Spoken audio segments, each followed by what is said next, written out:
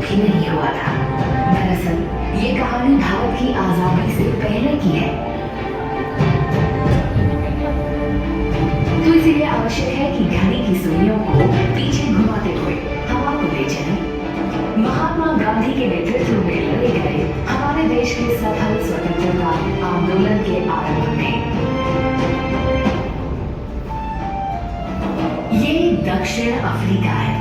रंग भेद के खिलाफ एक नौजवान वकील की मुहिम, एक ऐसी मुहिम जिसमें उसने अन्याय के विरुद्ध सत्य की शक्ति से एक जन आंदोलन खड़ा किया और दिया सत्याग्रह का अमोघ अस्त्र।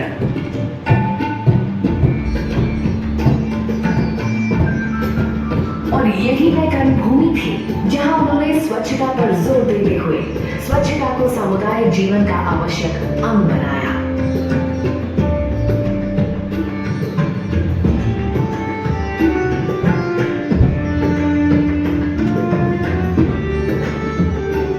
दक्षिण अफ्रीका में स्थापित टॉलस्टॉय फार्म समुदाय और उसके बाद अहमदाबाद के साबरमती आश्रम में गांधी जी तथा हर कोई बिना अपवाद के या इस आशा के कि अन्य कोई ये अस्वच्छ कार्य करेगा, स्वयं बारी बारी से सफाई का काम करते थे। अधिकांश भारतीय जिस प्रकार से अस्वच्छ माहौल में रहते थे, उससे भली भांति परिचित गांधी जी ने स्वयं उदाहरण बनकर नेतृत्व दिया और लोगों को प्रोत्साहित किया कि अपने बेहतर स्वास्थ्य के लिए वे साफ सफाई और स्वच्छता की आवश्यकता महसूस करें। ये अभ्यास उन्होंने स्वतंत्रता में लेखों में भी वे सदैव स्वच्छता की आवश्यकता पर बल दिया करते थे।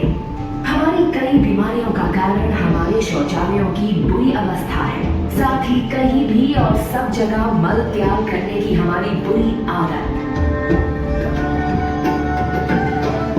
गांधी ने एक ऐसे भारत का स्वप्न देखा था जो न सिर्फ स्वतंत्र हो बल्कि स्वच्छ और विकसित भी हो। उनके इस स्वप्न को आदर और महत्ता देते हुए ही प्रधानमंत्री नरेंद्र मोदी ने स्वतंत्रता दिवस 15 अगस्त 2014 को स्वच्छ भारत अभियान की घोषणा की। महात्मा गांधी को सबसे प्रिय था सफाई, स्वच्छता। क्या हम तय करें कि 2019 तक महात्मा गांधी की 150वीं जयंती मनाएंगे?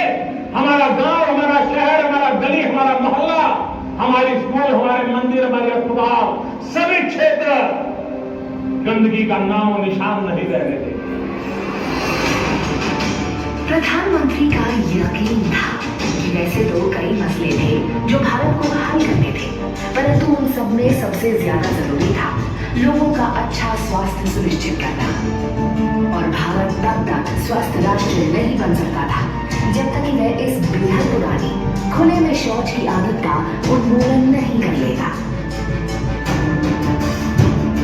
एक ऐसी आदत जो सदियों से एक पीढ़ी से दूसरी पीढ़ी में बढ़ती चली जा रही थी। एक ऐसी समस्या जो आजादी के बाद जनसंख्या बढ़ने से और भी विकराल हो गई थी। खुले में शौच से बीमारियां फैलती हैं, बच्चे बीमार पड़ते हैं और स्कूल नहीं जा पाते। महिलाओं को अंधेरे में अपनी निजता का सहारा ढूंढकर शौच के लिए घंटों इंतजार करना पड़ता है। प्रत्येक के लिए ये आदत न सिर्फ असुरक्षित थी बल्कि अस्वास्थ्यकर भी। ये तो हमारे सपनों का देश नहीं था। विकास का ये एक ऐसा पैमाना था जिससे देश ने नजर हटा ली थी। अनुमान करिए, आजादी के समय देश के कितने प्रतिशत नागरिकों के पास शौचालय की सुविधा थी? मात्र 1%। 3 दशकों के बाद भी कमोबेश यही स्थिति थी। जब हमने अपना पहला उपग्रह अंतरिक्ष में प्रक्षेपित किया,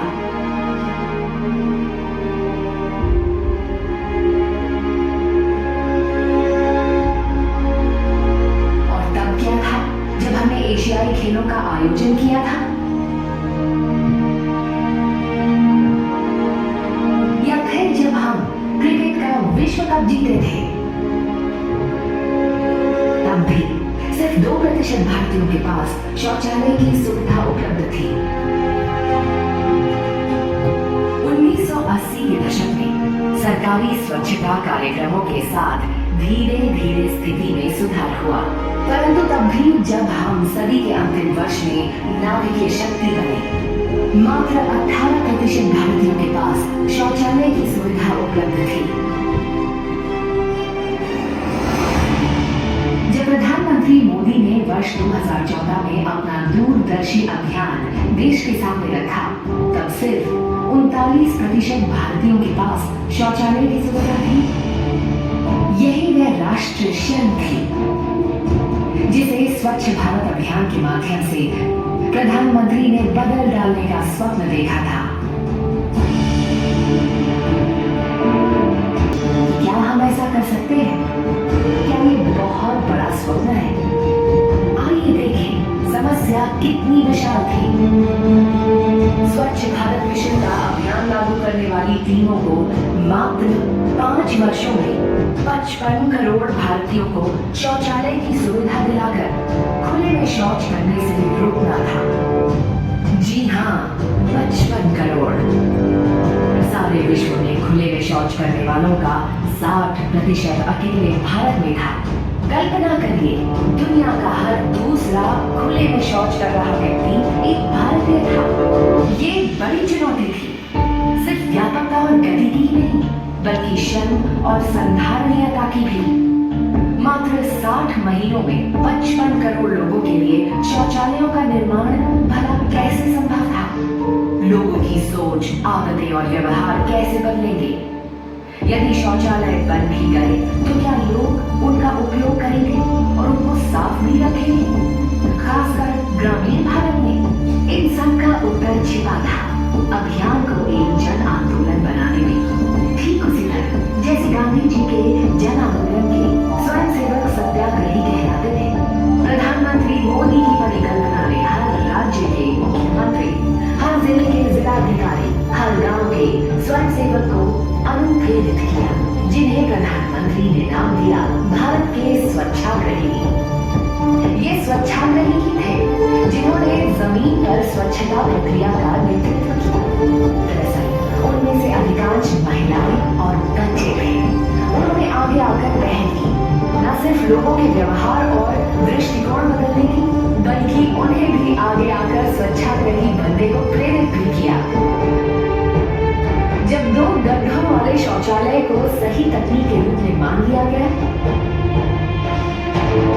तब 36 राज्यों और केंद्र शासित प्रदेशों के प्रमुख, 700 जिलाधिकारियों, 6 लाख स्वच्छाग्रहियों और करोड़ों भारतीयों ने मिलकर इस परिवर्तन को संभव बना दिया।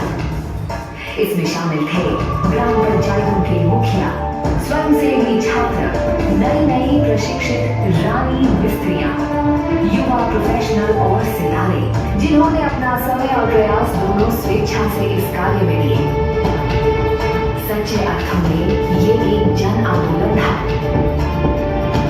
गांधी जी के नेतृत्व में एक आंदोलन गुलामी से मुक्ति का था, परंतु ये आंदोलन बना खुले में शौच से मुक्ति का, अच्छे स्वास्थ्य, सम्मान और सुरक्षा भरे आनंदमय जीवन को जीने की